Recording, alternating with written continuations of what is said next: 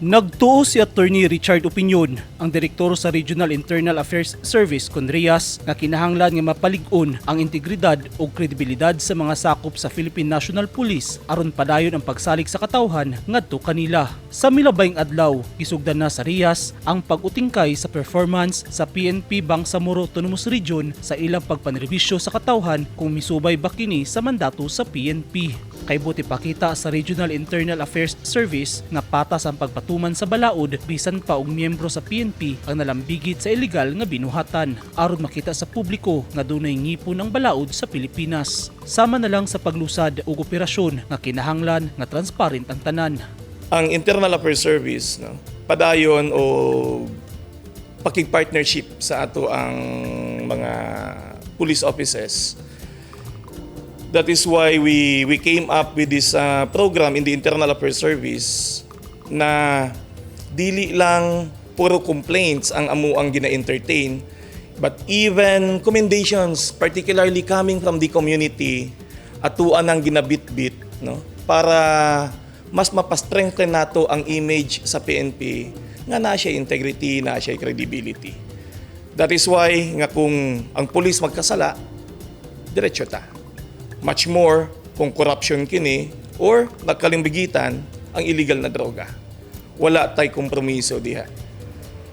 Kung trabaho, naata nag-aalalay sa atong kapulisan nga maplastar maayo ilang trabaho. Naata sa ilang pirming likod na mag-remind na in every operation, sundon ang police operational procedures so that ang resulta sa ilahang trabaho is na integridad, na kredibilidad.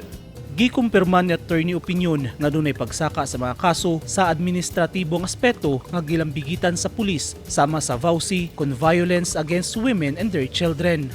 Based sa atong statistics, ang nitaas lang karon na mga cases on administrative aspect is violations, violence against women and their children, 9262, RA 9262.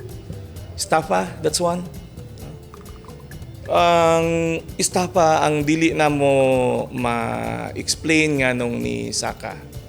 But sa VAUSI, siguro tungod kay nitaas ang sweldo sa ato ang kapulisan, murag nitaas po ang iyahang lifestyle to the extent na medyo napasagdan ang pamilya. Another thing is,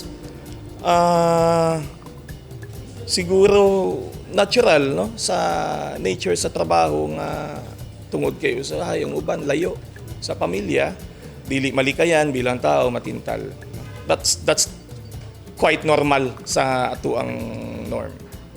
Nagtuog gihapon ang Rias nga kadaghanan sa mga pulis seryoso ug matinud-anon sa ilang pagpanerbisyo o propesyon. Naglaom ang Rias nga walay sami ang ilang gilusad nga inspeksyon ug audit sa performance sa PNP Bangsamoro Autonomous Region. Eugene Hinutan, Newsline Philippines. Stay safe.